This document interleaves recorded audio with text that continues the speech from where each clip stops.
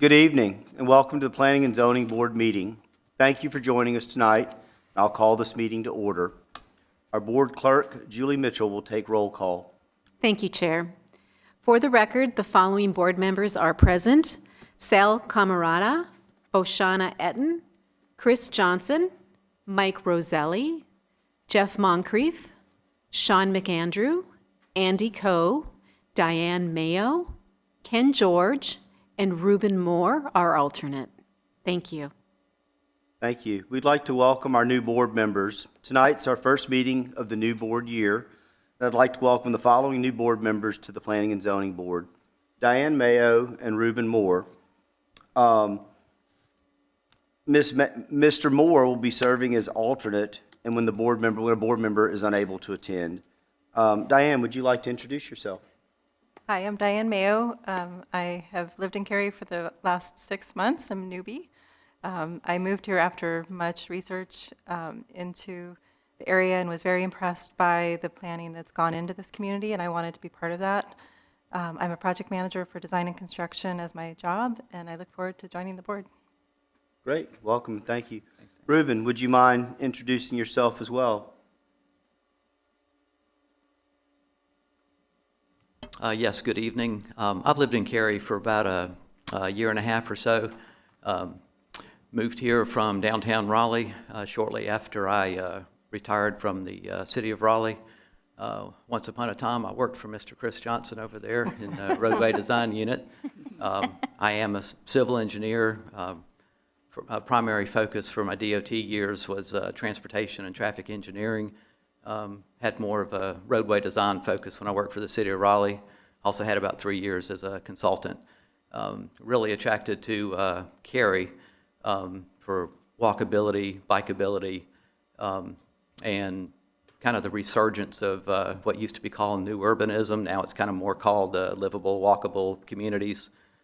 So I chose to get a condo in the village of Troon, so I'd have less yard work to do, and I can walk across the street to grocery store, optometrist, dermatologist, and then post office and drugstore. So I'm glad to be here. Thank you. Great, thank you. We appreciate both of you being willing to join and volunteer your time. Welcome to the board, and we look forward to working with you. I'll move forward now. The Cary Community Plan will continue to be the guiding document for this board. Our role is to function as citizen advisors to the council who will make the final decision on any rezoning activity.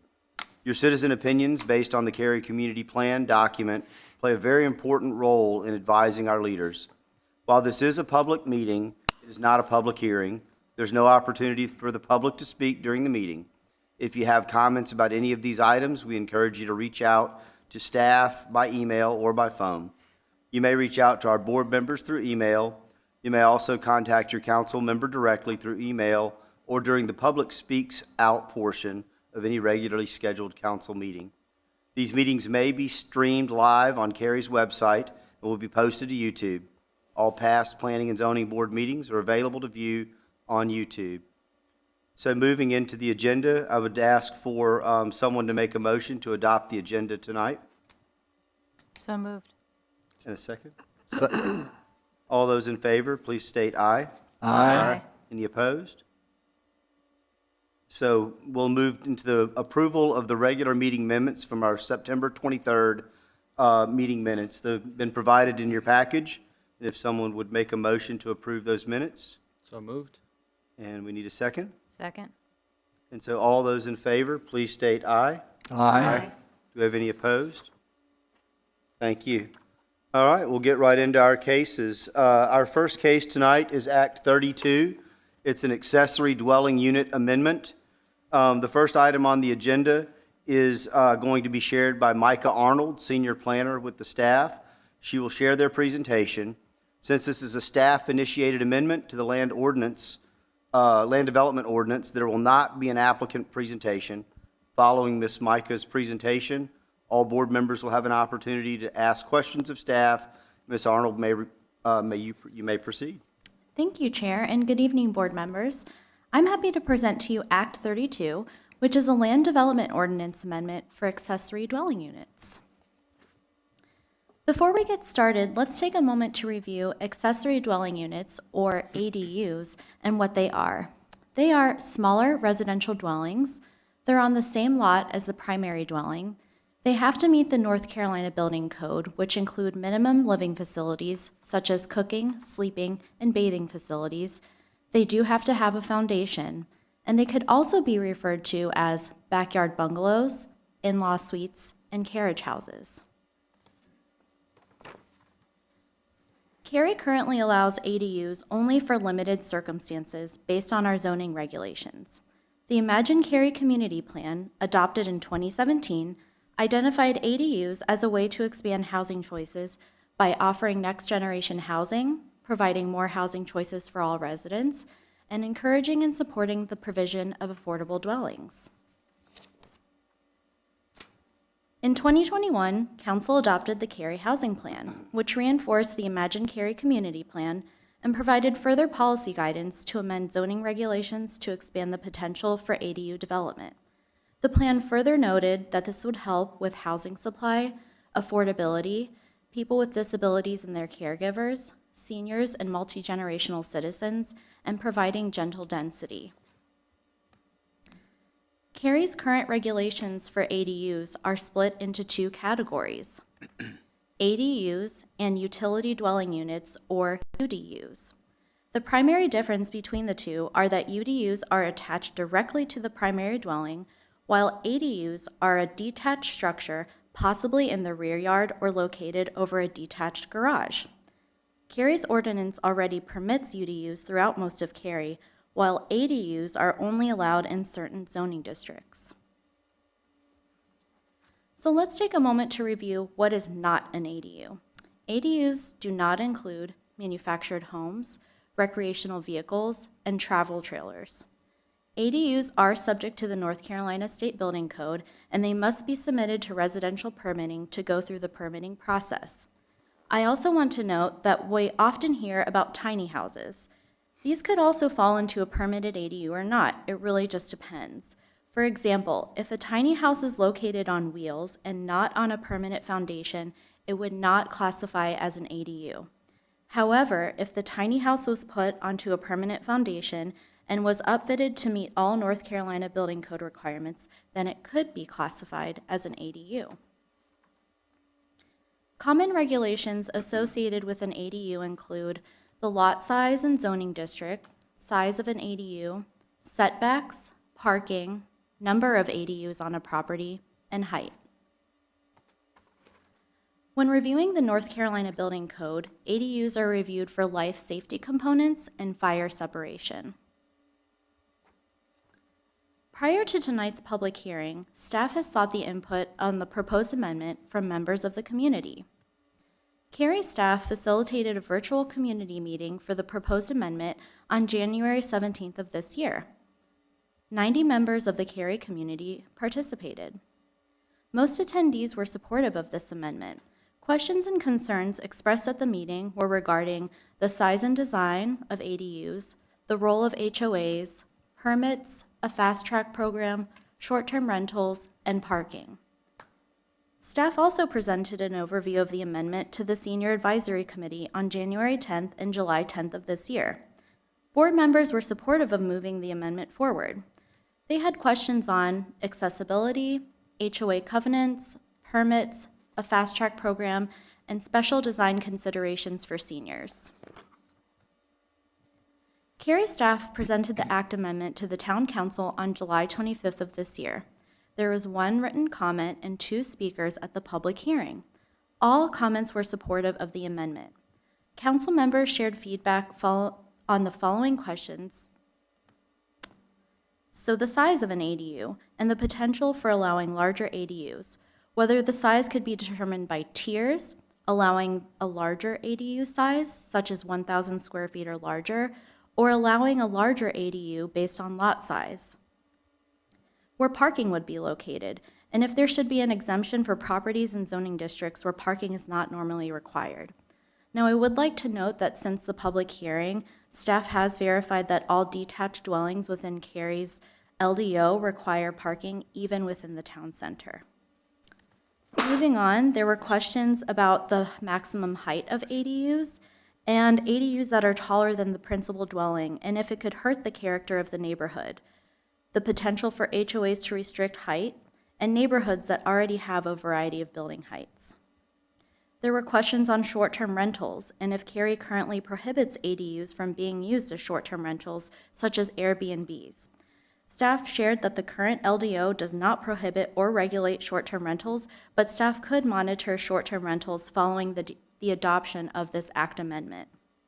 And finally, there were questions around the consideration of allowing churches and nonprofits to construct ADUs by right. We note that future LDO amendments could propose options for ADUs for churches and nonprofits by right, and that would require future research. Following the public hearing and discussion, the council forwarded the amendment to the Planning and Zoning Board. Since the Town Council public hearing, staff have made the following changes to the proposed amendment. The first change is related to the size of an ADU. The allowable size for an ADU has increased to 1,000 square feet for lots on 40,000 square feet or greater. The second change is related to the maximum height of an ADU. The maximum height of an ADU has changed as the previous draft of this amendment provided a height limitation that ADUs not be taller than the principal dwelling. The amendment before you tonight provides a maximum height limitation of 28 feet. As the amendment was being developed and brought forward for community feedback, we identified 3 objectives for this amendment. The first is to simplify the rules and provide incremental change. The second is to make ADUs more accessible and feasible for our citizens, while also balancing Cary values and priorities. As we started to dive into the regulations, we needed to review the variety of proposed ADUs that could come across our desks to ensure that the regulations could accommodate each of the types that we see. The proposed amendment is intended to make ADUs more accessible to citizens throughout Cary. The amendment includes the following changes. First, to consolidate the definitions of ADUs and UDUs, to allow detached ADUs in more zoning districts, to increase the allowable size of an ADU relative to the primary dwelling, to simplify the parking requirements for an ADU, to clarify how the size of an ADU is determined, and finally, to define the maximum height of an ADU. To summarize the proposed changes, I'll walk through the current and proposed regulations. First, the current size of an ADU relative to the primary dwelling is that the ADU can be no larger than 33% compared to the primary dwelling. This amendment would increase that to 50%. Currently, the maximum size of an ADU is 800 square feet. This amendment would provide an allowance to build up to 1,000 square feet for lots 40,000 square feet or larger. In terms of zoning districts, the current LDO allows ADUs in zoning districts, and these are detached ADUs, in zoning districts R80, R40, R20, some town center, and PDDs. There are asterisks there because there are some additional regulations for each. This proposed amendment would open it up to all zoning districts that permit detached dwellings. Properties within those zoning districts would have the ability to be eligible through zoning for ADUs. Again, we would need to review PDDs to see if there are more restrictive conditions associated with those PDDs. For setbacks, all ADUs must meet setbacks, and there is no change to that requirement. Regarding parking, ADUs or detached structures are required to provide one parking space per bedroom, while UDUs, which are the units attached to the primary dwelling, are required to provide a total of 4 parking spaces for the UDU and the primary dwelling.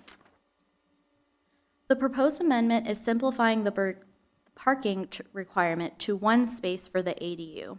I do want to note that currently a single unit detached dwelling, regardless of the zoning district, is required to provide 2 parking spaces. So if you have an ADU with this Act amendment, a detached dwelling would be required to provide a total of 3 parking spaces, so 2 for the house and 1 for the ADU. Moving on to the building code, currently the ADU must meet the building code, and there is no change to this provision. Cary's ordinance currently allows accessory structures to be built to the maximum height allowed by the zoning district. So for example, the maximum height for a structure in the residential 20 zoning district is 35 feet. An accessory structure, such as a garage, could be built to that 35-foot maximum. The proposed amendment allows for a maximum height of 28 feet. Based upon council feedback, the 28-foot limitation is proposed to ensure that neighborhood character remains intact while also providing some flexibility for citizens to construct ADUs over an existing 1-story house or over a garage. I also want to note that this maximum height limitation could also prevent larger 3-story ADUs. So going back to the objective of the ADU amendment, which is to make ADUs more accessible, we looked at the numbers to measure the amendment's potential impact. This map shows where ADUs are currently allowed in Cary. There are currently 4,000 properties that are eligible for ADUs. And as a reminder, utility dwelling units, or UDUs, which are the units that are attached to the primary dwelling, are already permitted in most zoning districts in Cary. So this map is only showing where detached structures are currently permitted. Based on our GIS data, this proposed amendment would enable a total of 42,000 properties to be potentially eligible for a detached ADU, which is an increase of 38,000 additional properties from current regulations. We do want to note, however, that individual properties may be subject to restrictive HOA covenants that would be outside of Cary's zoning regulations. We note that of the 42,000 properties, potentially 32,000 are subject to HOA covenant restrictions. So a citizen would need to double check with their HOA to make sure that there are additional restrictions above and beyond the zoning regulations. Lastly, I'd like to revisit why we are here and how this Act amendment is consistent with the Imagine Cary Community Plan and the Cary Housing Plan. Act 32 amends zoning regulations to expand the potential for ADU development, which will help to offer next-generation housing, provide more housing choices for all residents, and encourage and support the provision of affordable dwellings.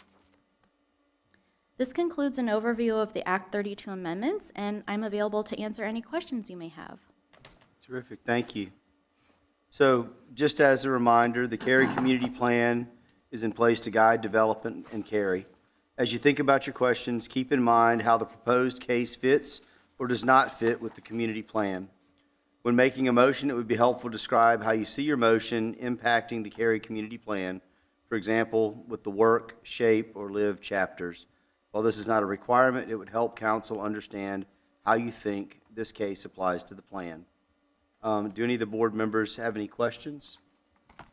I have one. So I guess, yeah, we can start with you, Or Bashar. do you want to? I'll tell you what, just to be consistent, why don't we start, Sal, and then Okay. if Sal, anyone yeah. has a question, we'll start down on that end. Yeah,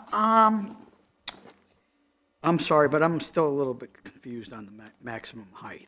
So can you, I heard 35, 28, and Sure, let me. no go higher back. than the existing dwelling, something like, so I'm sorry, could you? No problem. So right now, accessory structures can be built to the height limitation of the zoning district. So if you live in an R20 zoning district, the maximum height is 35 feet. This amendment would restrict ADUs, only ADUs, to a maximum height of 28 feet. Okay. So they couldn't be built to that zoning district height limitation. Okay, okay. So we've brought the height down? Correct, only for ADUs. Yeah, for ADU. Yes. Is there the reasoning behind that? Just sometimes, well, council did provide feedback that they wanted to keep the character of the existing neighborhood intact, and then there could be potential for, like, ADU McMansions, I guess, where, you know, you're building an ADU that could be 3 stories and could be taller than houses around it. So that 28-foot limitation could potentially limit that. As far as finishes on the exterior of an ADU, they have to meet, what, zoning and, you know, In terms of architectural, like aesthetic finishes, yeah. the LDO does not regulate residential architectural features. The LDO and CAM can only regulate architecture for multifamily and commercial. Okay, okay. That's all the questions I have. Thank you. Thank you. Bashar? Yes, so just one question. I have a question regarding impervious surfaces. So I know there's certain areas of Cary that are very strict about, you know, impervious, especially in newer neighborhoods. How's this affecting it? Is that still guiding what we can and can't do on a property? Yes. So if one were to pursue constructing a detached ADU, they would still be subject to the pervious and impervious limitations of that property.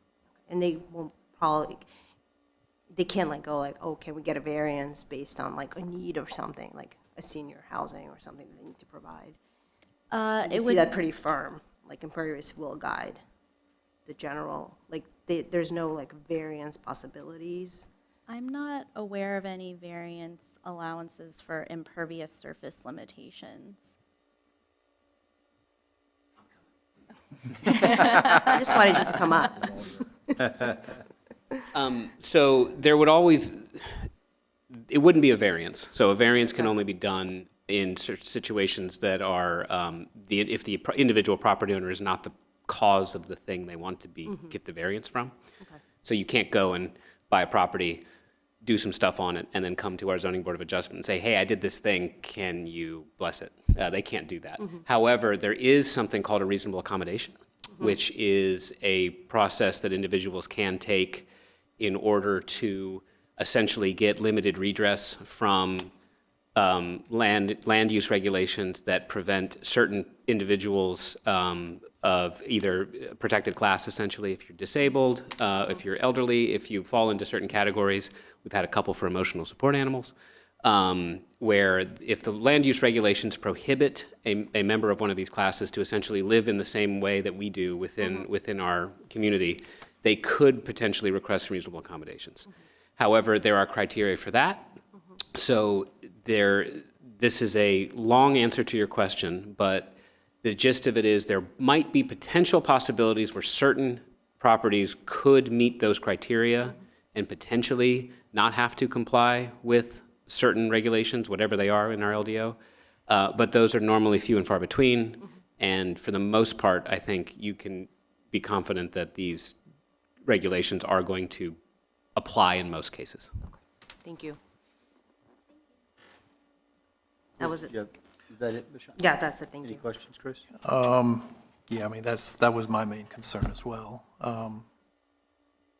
So if I'm hearing you correctly, for an existing lot, if it was already maxed out for impervious surface previously, then by normal, they would not be allowed to take advantage of this. Okay, yeah, that was my main concern. Mike? How many ADUs do we estimate are in Cary now?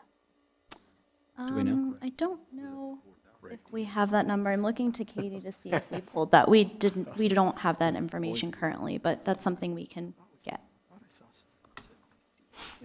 I guess we can start with you, Ken. We can go and then come back this way. That's Okay. fine. A follow-up on Mike's question. So they're not registered or not registered because there's people, these houses, some of these have had them for years and years. Is that fair?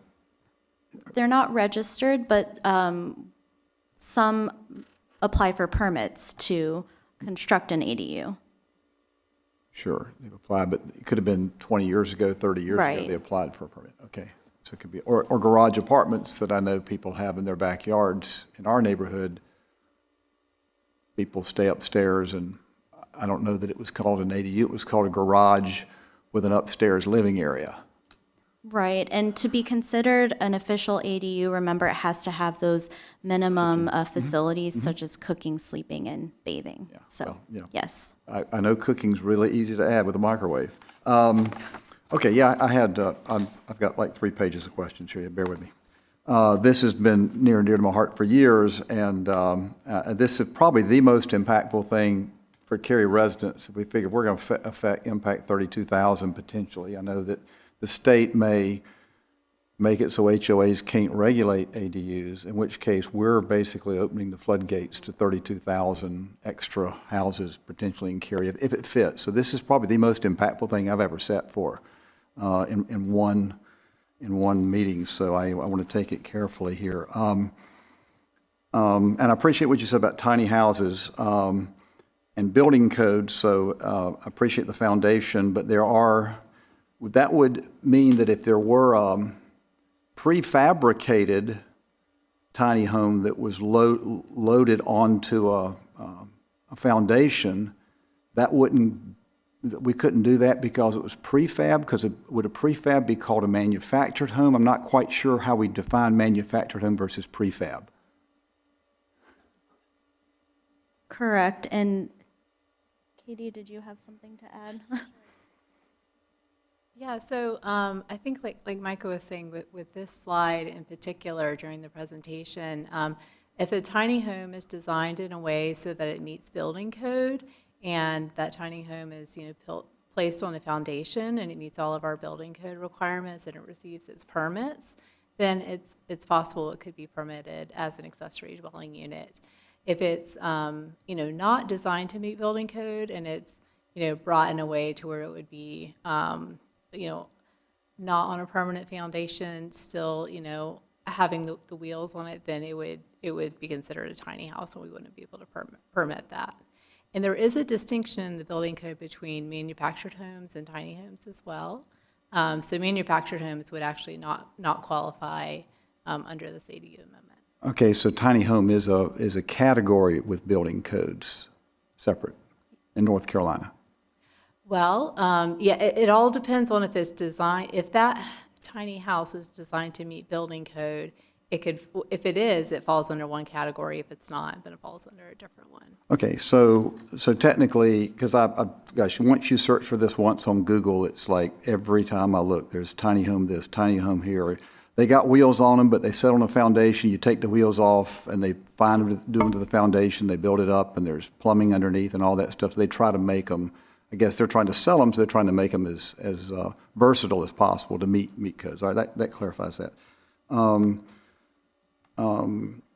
With the planning department, how this is going to work, is this going to work any differently, or has there been discussion in the planning department about how it might carry a different route other than a new single-family dwelling? Will there be something to facilitate this, or they just get in line with a regular? Has that been discussed, or is that a? We're currently working on some process improvements and some information to give to the public so they understand how our permitting works.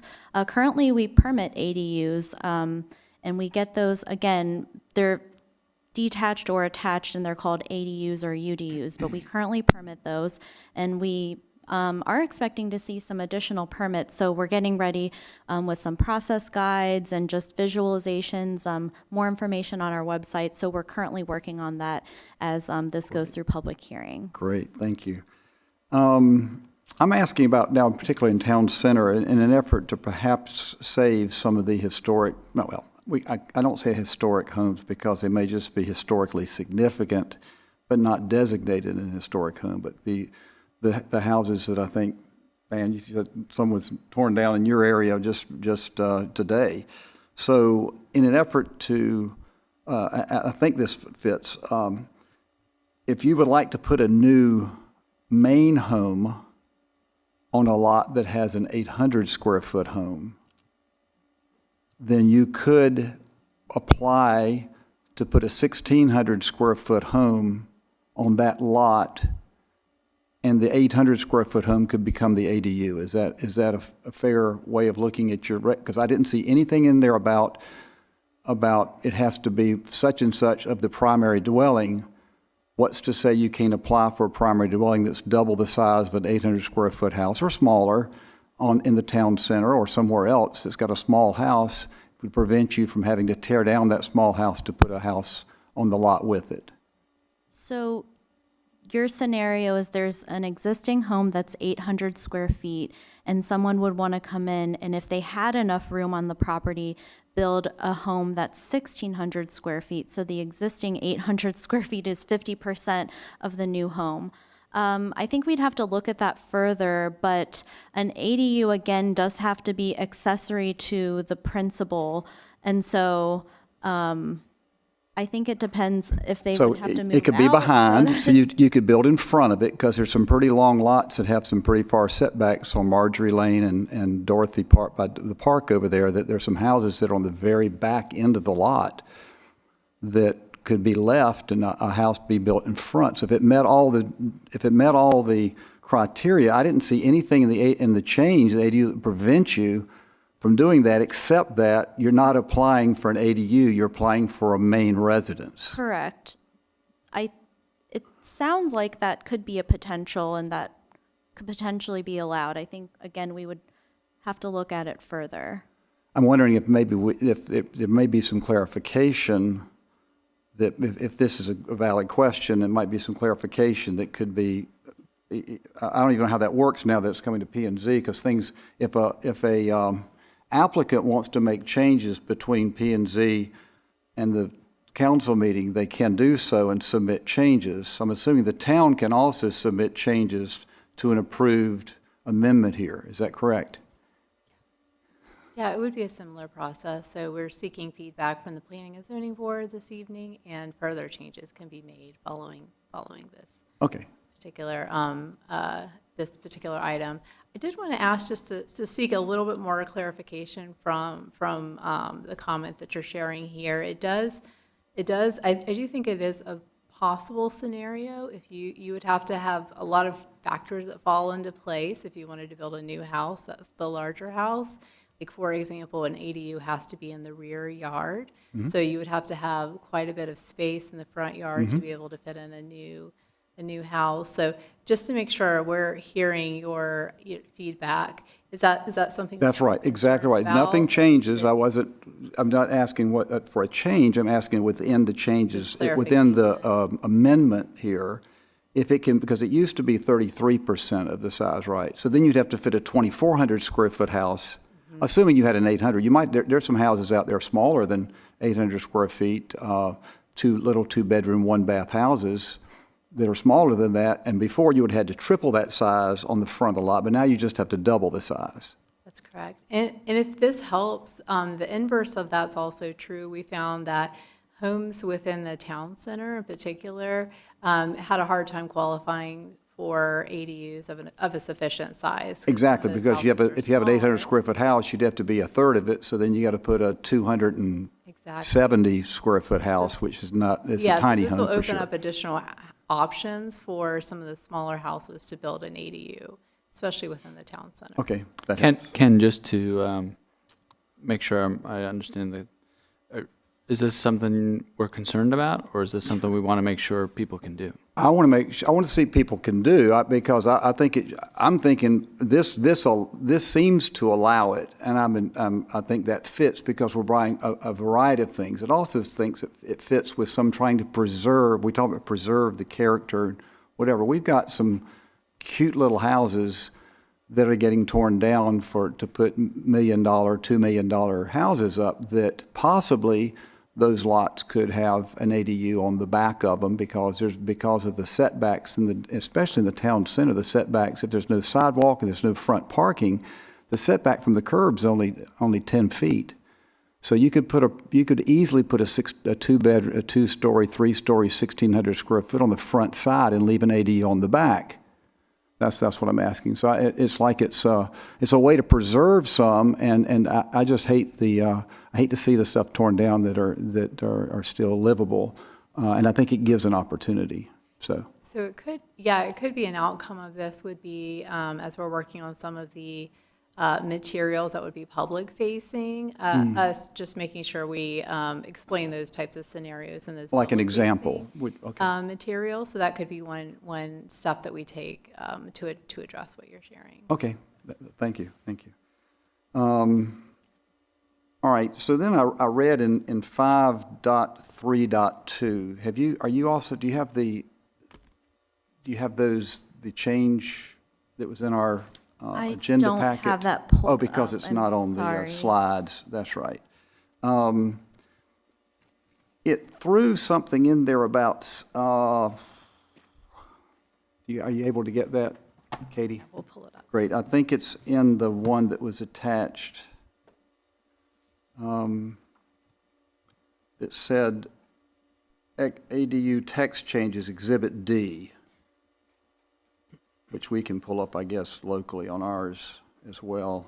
There is a change that points the reader back to the standards of Chapter 6. Is that what you're referring to? No, I was trying to hot link to that one, but that one was less of a concern. It is this 5.3.2, and I don't know if you want to pull that up, Katie, I'm not able to pull it up in a way that shares that it could on the share it. Okay, screen, well, I think but we all can pull it up. if you all are I have able to it. pull it up in your Okay, packet. so in 5.3.2, and the public can pull it up from the agenda thing, the definition, general location restrictions, accessory structures or vehicles shall meet the standards set forth in Chapter 6 and shall not be located within any easements. And I was trying to understand a vehicle parked on an easement, because I want to make sure I understand easement. Maybe I misunderstand easement, or I don't fully understand easement. If there is an easement, like if you've got a setback from the road, is that considered an easement, or is this when the town has a sewer easement or A sewer easement or a utility easement. Okay, so you can't park a car on a utility easement is what this says. But would that have not been in effect without an ADU, or That's existing language. Where you see the strike through and underline, that's proposed. So it doesn't matter whether it's an ADU, but how about for a normal residence, not without an ADU? Does that mean a normal residence can park over a sewer easement, but if you have an ADU, you're banned from parking over a sewer easement?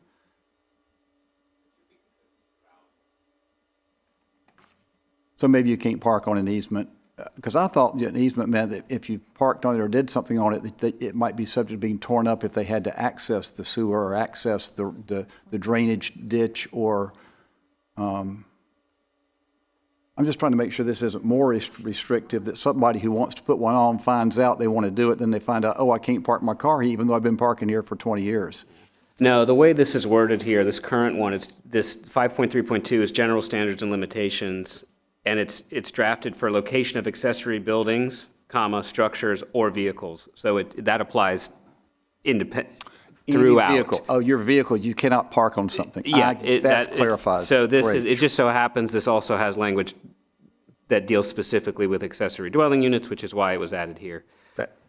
Yeah, you're doing my job here trying to read this stuff. It's so much fun, right? And it takes a lot of mental effort to make sense of it sometimes. But that's why we've got Micah here who's done such great work to try to clarify some of this to make it slightly easier. That's right. But yeah, that's what that means. So that applies. This is not just an ADU specific thing. Okay, great. Thank you. I think I looked at it like we're looking for loopholes so they don't bite us later as well. That's what you guys do, but I'm trying to put eyes on it maybe because because I've been such a supporter of ADUs for so long. So let me see if there's another thing that comes in on the, I think I duplicated it looks like, so I went to the site, just for clarification, I went to the site that compared us to other municipalities. It looks like it kind of gets us similarly in line with Raleigh. Am I reading that right with they went to a 50%, they went to the same size, 800 into 1,000. So it looks like we're getting we're kind of moving together to get with, as well as, did I see that right on the chart? I've pulled it up here on the screen for you, the chart that I provided to you. So in terms of the size, we are similar to Raleigh where they allow 800 square feet or 1,000 square feet for larger lots. But they just say subordinate, so their max size could be, you could have an 800 square foot main house and a 700 square foot accessory, according to theirs, because it doesn't get percentages. I think that's correct. Okay, that's good. So I was trying to figure, it looked like that was a little different, but. We actually have, our principal planner, Rachel Smith, came from the city of Raleigh, so she's very familiar with their rules. That's been such the news there. I just want to be clear and our citizens to be clear on the differences. Sure. So it is not tied to the size of the principal structure other than it has to be subordinate. So 1 square foot. And so I have permitted about 100 ADUs in Raleigh. So if you have any questions about Raleigh, now would be the time. So I guess, and Raleigh did that. I can understand why we're trying to somewhat maintain character. And I can see that the subordinate may not maintain character in Raleigh because you can obviously tower over the one beside it, or you could do all sorts of things that would be different. But we're trying to keep our character a little bit better. Was that a fair statement? So the Raleigh City Council is taking up similar questions about height relative to the principal structure. So presently in Raleigh, you can have a 26-foot tall ADU or garage. All accessory structures are capped at 26 feet in height. It is not relative to the principal structure. So you have a one-story principal, Correct. then you get a double-car garage with an ADU above it, behind there that towers over it. Okay. Yes, and I will tell you from personal experience that the predominant type of ADU that's getting built in Raleigh right now is a 2-story over garage detached. Okay. Out of all of them, that is the most popular. I think the return on investment is there both in terms of cost and then also just usability. Okay, that's great. Well, and it came up to me, a friend out in Stony Brook had said, we want desperately to put our a full apartment above a garage behind our house, but we have a 1-story house. And that, first off, they weren't even in a place they could have an accessory dwelling. Now they will be able to, assuming they don't have HOA issues. But it could be taller than their house in Cary. be behind it because they wanted to have school teachers to live there. So I think this is, am I understanding that correctly? That's correct. And I'm breaking up the big guns. Can I add something? You can. You sure? I'm sure. So one of the things that we've been talking about is height, and you guys have brought up a good question is, what should the maximum height be? So you had the first question on that.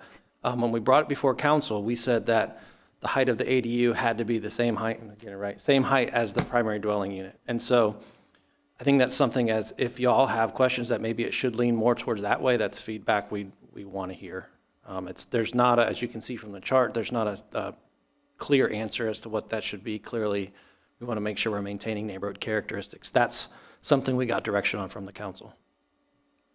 I underlined the word simplify, underlined the word simplify on your slide. And that was one of the things I had considered in simplifying it. Having the 28 just makes it simple.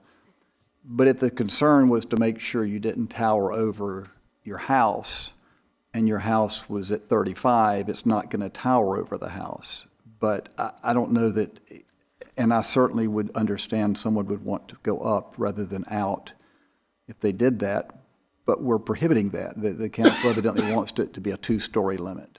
There is a 2-story limit on what we're proposing, yeah. Yeah, 2-story limit, okay. Yep. But it still can go behind a 1-story house. It could. And that's what we're really trying to get feedback on is, one of the items we're trying to get feedback on is, does that feel right for y'all, or is that something that you say, yes, we like this in principle, but please look at aligning the heights? I like aligning the heights. So if you're at 35, if your primary dwelling is at 35, why can't your ADU be at 35? Well, yeah, I can hold stuff out. If other people want to comment on this particular thing, maybe it's the time for people to comment on this particular thing, if that's what you're looking for, feedback. Yeah, I mean, go ahead. Well, no, to me, it's fine if it's taller than the house and it's 2-story. I would love to see it 3-story if there's a 3-story house, but, you know, so I'd like language, but that's not up to me. I like language that would say 28 or not to exceed the height of the house. And then you know it won't tower over, it won't be more than 2 stories. You have a 1-story house. But if you got a 3-story house, then you could go as high as your house. But if that's obviously, if the council feels that they just want 2 stories, I understand that's their. And you still only have 1,000 feet. Yeah, it may be difficult to do. Well, yeah, because up instead of out, that's what I'm saying. And that's also heated square feet, right? Correct. See, so there's balconies galore off some of these ADUs. Well, I get the things in the mail all the time. I mean, in my box all the time about this ADU, that ADU. So if you don't count that, these things can be huge. But I've seen huge ones that are only 1,000 square feet or 800 square feet. But if you count the balconies, it may be 1,500 square feet with decks and balconies, but we're not even concerned with decks and balconies. We're just talking about heated square feet here. That's right, because heated square feet is, it's information that's tracked on the property appraiser, and so that's something that we can verify and double check when permits are coming in. I will say that with the height limitation that was previously proposed with no taller than the primary dwelling, and maybe something to consider when you say 28 or 35 is how do we track what's existing, and placing a burden on a citizen who's applying for a permit and making them, provide information to us that's not easily trackable could be a burden. And I just want to pipe up and say that, and remember what you guys your role here is these amendments are coming to you for a consistency determination with the plan.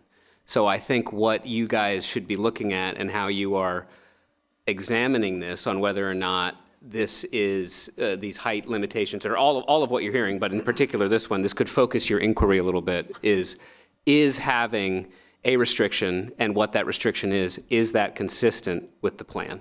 So that is one way that might help you all consider this and acknowledge that, what you're seeing now is what has been put together by staff with some comments from council, but that's what you guys are looking at is this consistent?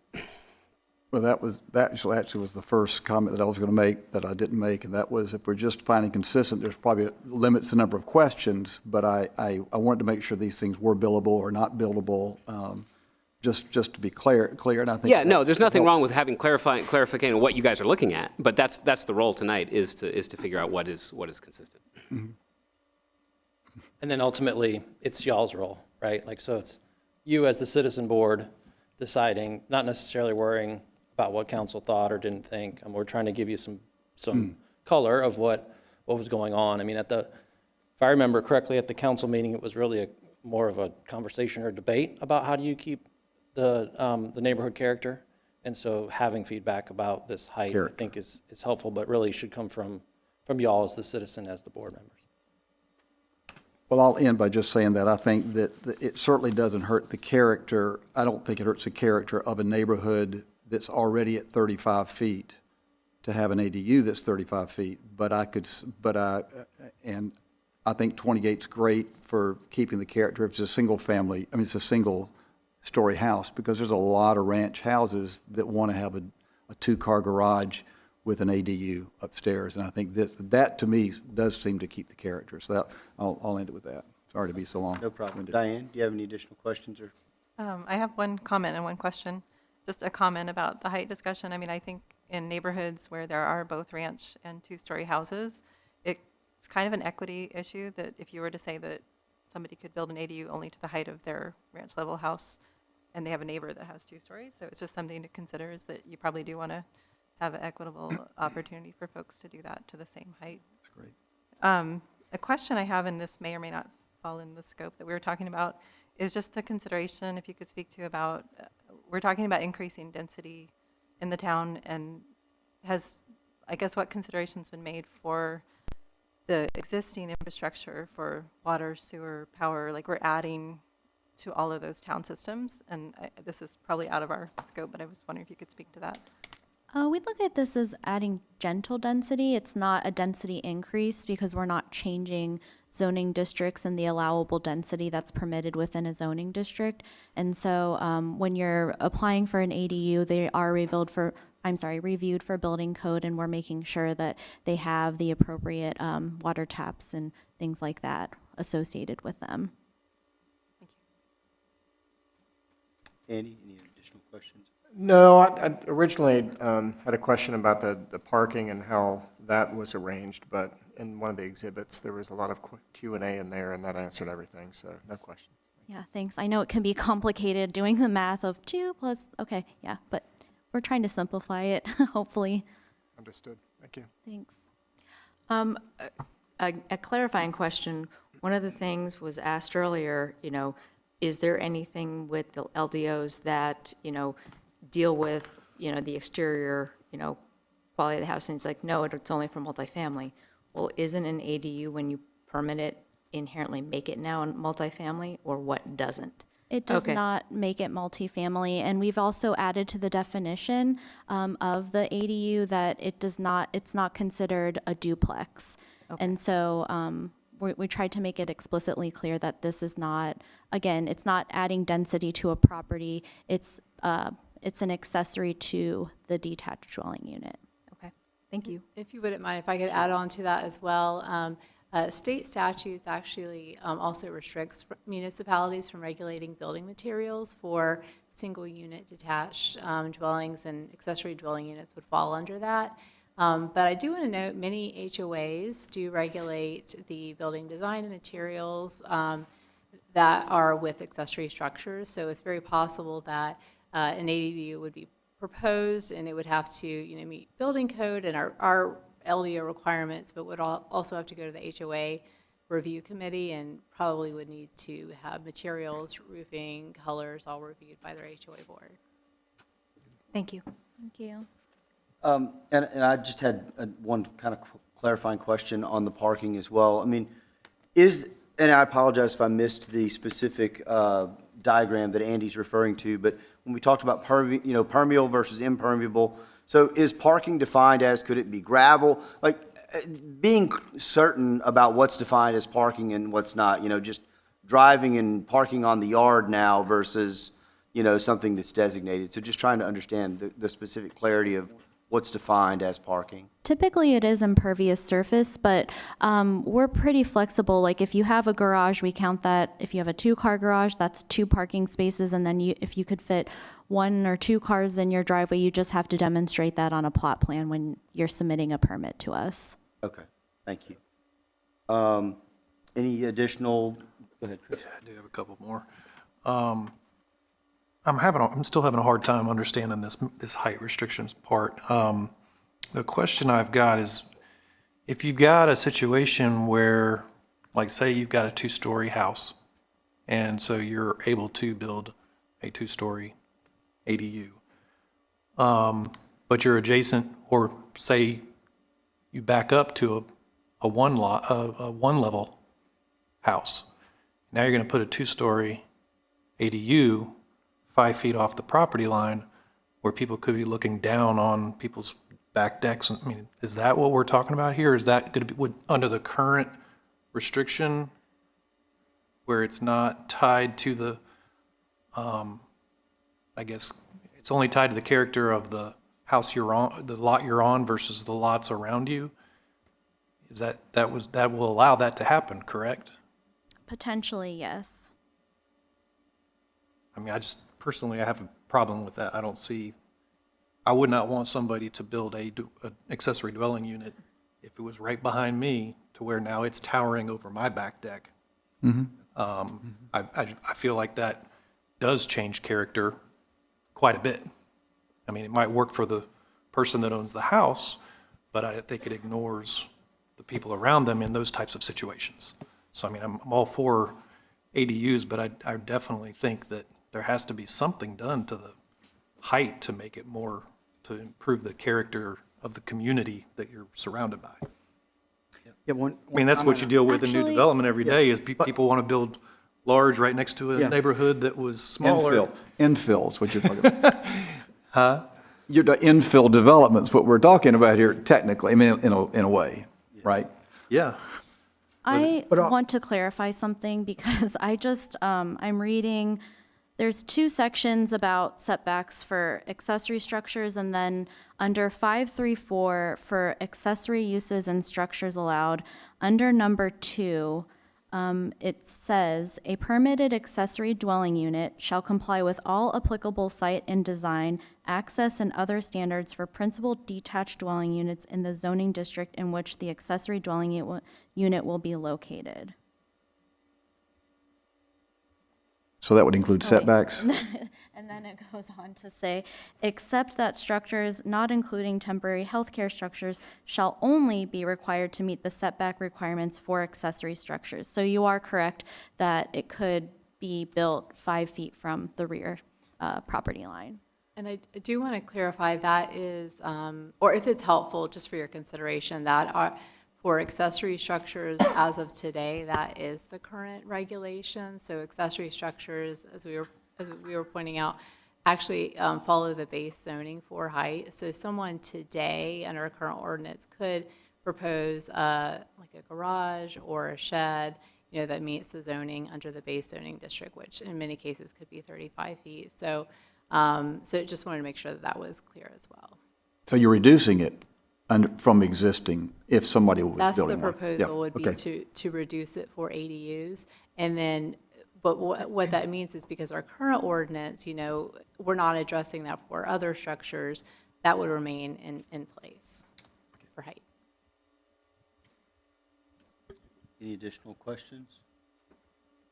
If not, I think we would entertain a motion if someone would like to make a motion for Act 32 Accessory Dwelling Unit Amendment, and the motion should be in front of you. I move that the board find the Act 32 amendments to the Land Development Ordinance to be consistent with the comprehensive plan and other applicable park plans for the reasons set forth in the staff report presentation and the discussion we just had here at the Planning and Zoning Board. Do we have a second? Second. All right. Any additional discussion on the motion? Ken, you made the motion. I think they've done their homework. It's great to have a fully, I think the 50% is a big plus for the areas that have smaller houses. Really, it helps the equity. I think it's a great thing, and it helps the neighborhoods. I just know that, I think Scottish Hills is over 1,200 homes not in an HOA. And it's close to downtown. It's not in the downtown, planning zone. It's not the TC zoning, but that's a neighborhood that absolutely, there's larger lots, half-acre lots, 0.4-acre lots, and this will open it up for garage apartments and ADUs for, I think it's a great thing. I think it's a win-win. Diane, any additional comments? No, thank you. Andy? No. John? You, Sal? Mike? I think one of the biggest issues with housing affordability right now is housing availability. I'm looking forward to seeing that help, relieve some pressure. Chris? Anything else? No, I don't understand how it, I get what you're saying with the larger lots. I have hesitation with how it affects smaller lots. So that's why I'm going to say no. Bushon? I'm good. I think that's a good. Sal? I'm good. And so I think my only comment, I agree that this is consistent with the plan insofar as allowing for, shaping the community, allowing for accessibility housing. I do have some concerns where we have our standards to have architectural consistency. And so, having someone build something behind the home that's completely divergent from what's there, I don't know that we can add anything along those lines, but, that's just a concern. But ultimately, it's one that I think is outweighed by some other benefits. So I guess if there's no further comments or questions, we would take a vote. So all those in favor, please say aye. Aye. Any opposed? No. So the motion carries with one dissent. And I appreciate everyone's discussion. That was thoughtful. And thank you, Micah, for your presentation. Thanks for your feedback. So we have one item of new business, and it is the rules of order for the Planning and Zoning Board. And our Assistant Planning Director, Katie Dry, will introduce the rules of order for discussion. And the information was included in our agenda, and hopefully you've had an opportunity to review it. Ms. Dry, you may proceed. Yeah, thank you. So you all should have a copy of the updated rules of order within your packet. All of the boards and commissions are in the process of reviewing the rules of order and adopting any updates this month, and those will be sent to the town council along with work plans for each of the boards and commissions. So for rules of order, these are intended to serve as guidelines that will help with the conduction of meetings and businesses. And the rules of order are also in accordance with and pursuant to Policy 150, which is a policy that regulates boards and commissions within the town of Cary. So I'm happy to answer any questions that you may have, and any discussion that you may have, and they would be up for your consideration this evening. I guess we'll start like we did last time. Sal, do you have anyone, you start down here, and if anybody has any questions or comments, I would welcome them in kind of the traditional order here. No one here? Anyone on this end? Okay.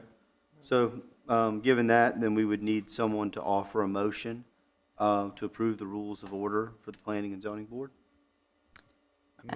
I move to approve the new rules of order for the Planning and Zoning Board. I'll second. Sean seconds. All those in favor, please say aye. Aye. Any opposed? And one other item of new business is to disclose our annual work plan for the Planning and Zoning Board, the 24-25 fiscal year. And you also, Ms. Dry, will present our annual work plan. Yeah, thank you again. So similarly with the last item, you should have a copy of the 2024-2025 work plan for the Planning and Zoning Board. Generally, this plan remains the same each year, as your main roles as the Planning and Zoning Board is to review amendments for the comprehensive plan, amendments of the text to the land development ordinance, which you just did, amendments to Cary's official zoning map, which is rezonings, and designation of historic district overlays, and you're reviewing each of these for consistency with the Imagine Cary community plan. And then, of course, there are other powers and duties that could be directed by council on occasion that could be brought before the Planning and Zoning Board to consider as well. So similarly with the last item, this all of the boards and commissions are reviewing their annual work plans and voting on those this month, and those will be presented to council in their December meeting. Terrific. Does anyone have questions or comments about the work plan? I do. If not, we would entertain a motion, please. Motion to approve? Second? Andy seconds. All those in favor? Aye. Any opposed? All right. Well, that brings us to the conclusion of our business that was scheduled today, and we appreciate it. I want to thank my, go ahead, Kim. Did I miss, when I missed the September meeting, did we elect a vice chair? You know what? I don't believe we I did. think we missed our, That will- supposed to. That will be added to the agenda for the November meeting. All the boards and commissions will be considering vice chairs in their November At the meetings. next meeting? Yes, that's correct. The next- Yes, so okay, you can I was look just forward to checking. that on an upcoming agenda. Okay, Yes. great. Yep. Good question. Thank you. I appreciate you keeping me on track there. No, I just want to say thank you to the volunteers. I mean, obviously, there's been a lot of thought and consideration into the plan, and I appreciate all the discussion that we had here, and let you guys go home and enjoy your evening. Call the meeting adjourned. Thank you. Thank you.